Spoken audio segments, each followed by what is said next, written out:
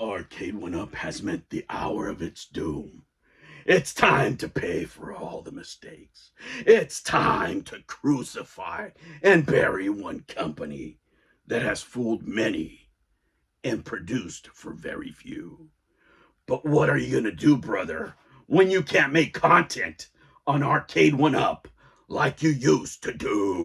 Thanks for tuning in. Make sure you like and subscribe and join the channel for 99 cents if you can. I don't know. I don't know what I'm going to do. Guys, let me tell you something. Here's a question. Here's two questions that I have for you.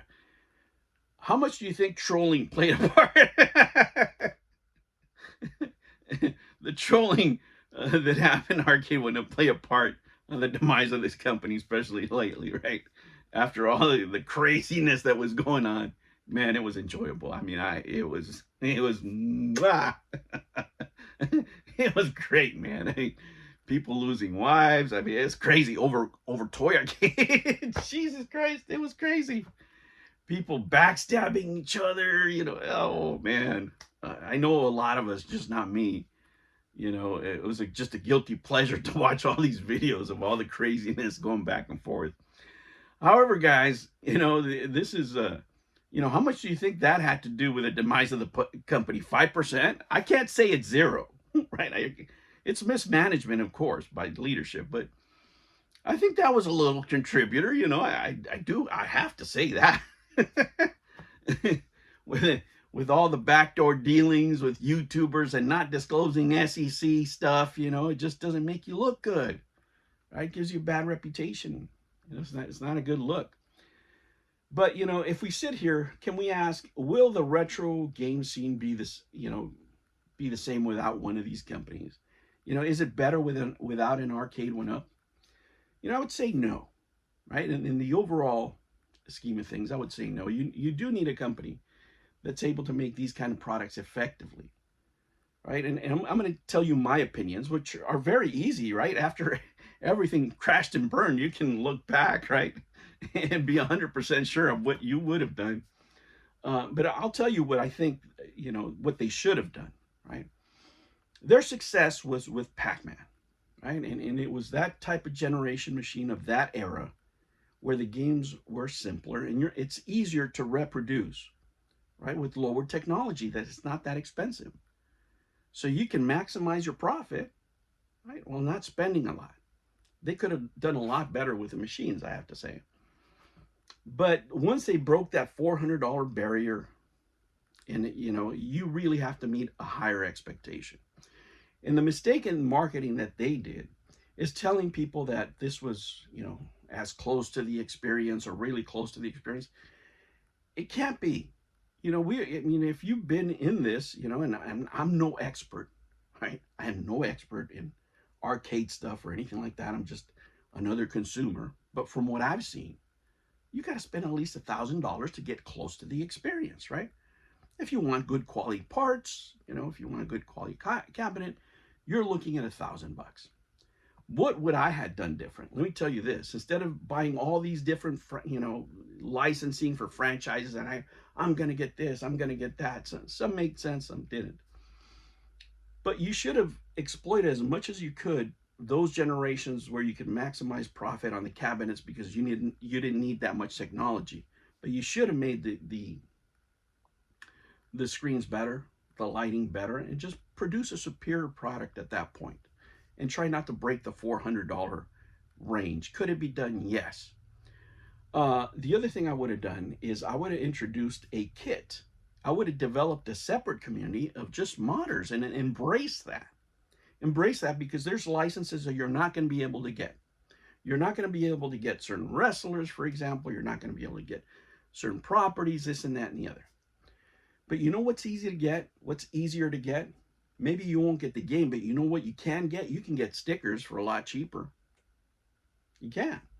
So now if you have a base cabinet that people can mod and you can create a community of people that just, do things on these toy arcades, you would have a whole community of modders putting Pandora boxes in there, Steam machines, whatever the hell it is, computers, and everybody showing off their stuff, and they're putting different speakers on there. And you make it modular. You instead of creating and spending money on these arcade machines that nobody's going to pay $1,000 for or $800 for. How about you go get a real good steering wheel controller, right, made in China, with with your name on it, that you can just plug and play into your cabinets, or a twin stick, or whatever the mod is, a trackball. Make the best of the best, right? As close as the best as you can, that you can allow these people to buy and make custom builds of their own arcades. Let them do it. And if they screw it up, they'll just buy more. It's a win-win. And you see it all the time. People are painting their own soldiers. They're building their own kit models, building their own robots. There's a whole industry to that. Now, is it as huge as having a Pac-Man? No, but it could be your monthly bread and butter. Many companies do this, right? Where they have a product that actually, this product right here just pays for us operating. And it doesn't matter if they're fake pinball tables, or fake arcades. You're just selling the kit. The kit you could sell for $300. The kit for these arcades you could sell for $300. The basic kit. It's going to cost you $80. Let them upgrade it. Oh, we do sell an upgrade monitor. We do sell upgraded speakers. We do sell upgraded grills. Right? So you build a whole industry after that. And that can maintain your business, right? That can keep the orders flowing, but you're not overspending on all these licenses, that the only way you can make money is if you sell them for, $700-800, which is not happening. The customer's going, wait a minute, $800? I could buy pretty close to an actual. I could just spend $100 more and just get the actual thing. Why am I going to pay for pressed cardboard? Pressed cardboard is a kit. It's a toy. It's something I can put together. It should be like Legos. You could have, developed a whole different market there, and I would have saved all that money, all my Pac-Man money, and everything that I'm not spending. Get all that revenue and get a real good license, right? Whether it's Donkey Kong Jr. I mean, you really need a Nintendo license to go in there, or a very strong license to put you to the next level. Now you have 2 licenses, right, that you can really build upon, right? Because those licenses are strong. I mean, that is something that's going to sell over time, just like Pac-Man did. That was your model right there. You should have followed that to the best of your abilities. Get another strong one, and then go from there. See where the market takes you. But all these shots in the dark, you can't be, you can't be marketing these machines as if they're as close to the, or pretty much the same thing, or you're throwing tournaments. You're going to be on the internet. You don't have the horsepower. You don't have the horsepower or the hardware to do it.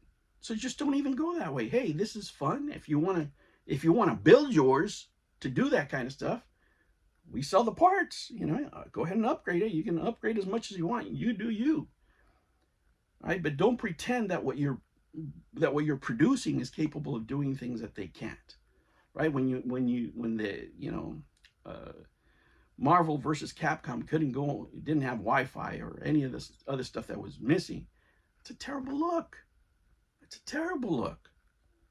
Right? It really showed the limitations, and you're asking for top dollar. The crazy part is they're still really hard to get, but regardless, guys, it didn't do much for the company's reputation. And they already had a bad reputation with all the, when you type arcade one up, you're hoping to see, okay, what am I going to see, and then you're looking at the dude loses his wife to what am I reading? What is all this trolling? What the hell's going on, right? They should never gotten into those areas. Professional companies never do that. You can do that if you're a YouTuber and you're talking smack to one of the guy. But if you're a company, you can't allow your employees to engage in that kind of behavior. Okay, they're going to get their feelings hurt. Well, that happens when, you go online, and when you're a shill, it's part of the job. You get free stuff, right? But you get yelled at. Or you work for a company, like I work for a company. If somebody doesn't like our product, you might yell at me, just in real life. But on the internet, right, if you're a representative of the company and you start making YouTube videos, what do you think is going to happen, especially if what you're promising doesn't come true? You were better off not even getting online. Right? So that's something you can learn, moving forward. But it's easy for me to say you're Monday morning quarterbacking, right? As far as the business aspects of the company, but not in the professional sense. You have to keep it professional. Xbox is not out there answering trolls, right? They're not making video.